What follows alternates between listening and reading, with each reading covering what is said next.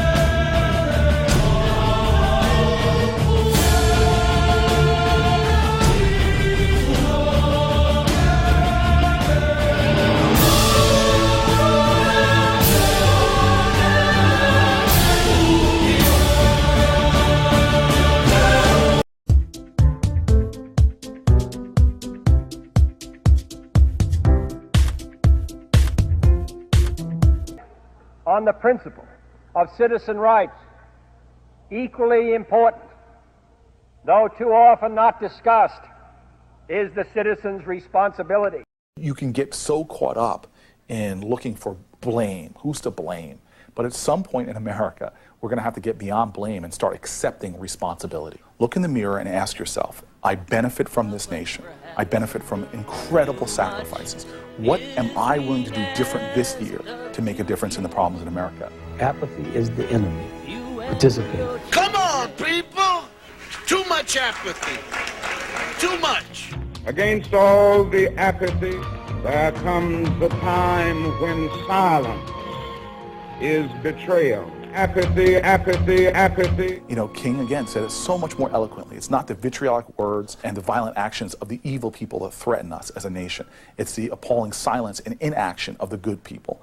And we as Americans have to understand that change will never roll in on the wheels of inevitability. America was born out of collective sacrifice, out of a lot of fights and a lot of struggles. And here our generation of living Americans has to decide what they're going to do. If they're going to sit back and just let this be a spectator sport, then we will devolve in the same way the great Roman Empire did.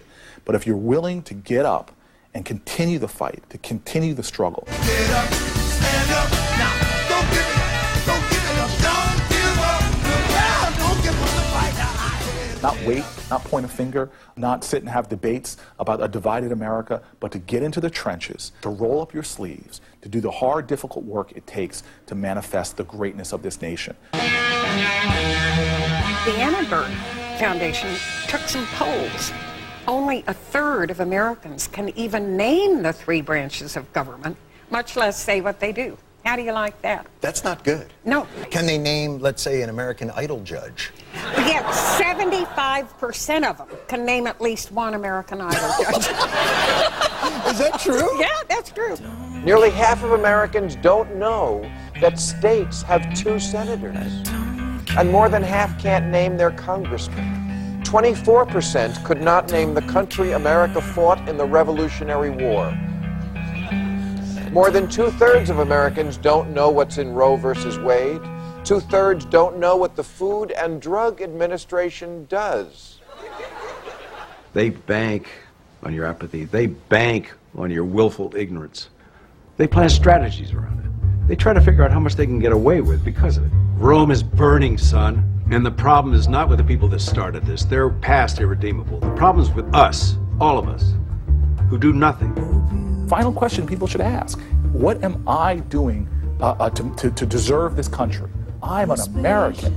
That comes with it obligations. We have the Statue of Liberty on one side. I think we should build another statue in this country called the Statue of Obligation, the Statue of Responsibility. People are fighting to become citizens of the United States of America, willing to do whatever it takes, but we're taking for granted what that legacy means.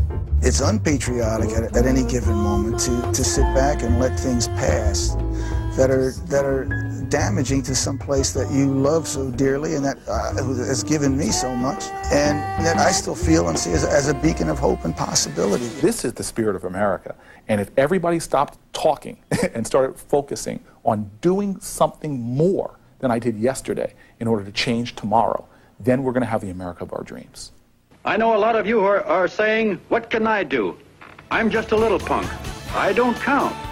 Well, you're dead wrong. The little punks have always counted, because in the long run, the character of a country is the sum total of the character of its little punks.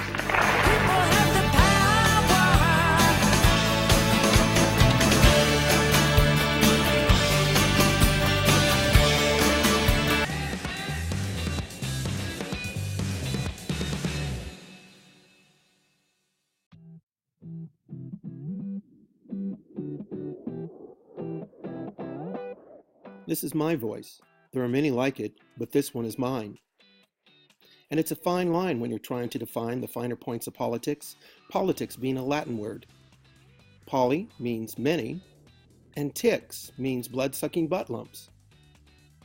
You see, too many live in countries where it's bullets instead of ballots, where gavels fall like mallets when held in the hands of those whose judgment can be bought as easily as children can be taught to covet. And the only ones willing to speak up are forced to live so far beneath the radar that the underground is considered above it. This is for the Cesar Chavezes and the Alice Pauls, for the Marquis de Sades and the Muted Gods.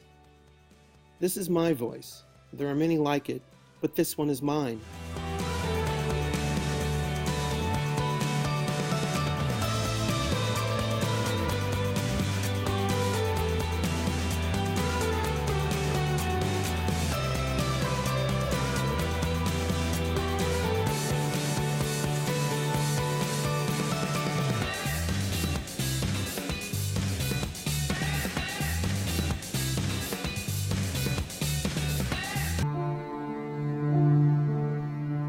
When a child is born, we do everything we can to protect them, nurture them, love them. A child's heart and mind are fragile. As they grow, we want to teach them everything we know. We send them to school to fill their minds with wonderful knowledge, to give them the tools they need for life. At school, they get a taste of what things are like in the world outside. There is friendship, romance, disappointment, embarrassment, discrimination, and bullying. But are the tools we give them enough to prepare them for this world? We have an enormous responsibility and an amazing opportunity. If we truly want to prepare them for the world outside, we must also educate the heart. Because to navigate the world outside with compassion, acceptance, and tolerance, we need to teach them compassion, acceptance, and tolerance. This can begin in our schools, and it can start today. It can happen at hockey practice, dance class, at day camps and music lessons. And it's already happening around the world with astonishing results. If we want our children to grow into socially and emotionally capable young people, we must ask for a balanced education that puts importance on educating both the mind and the heart.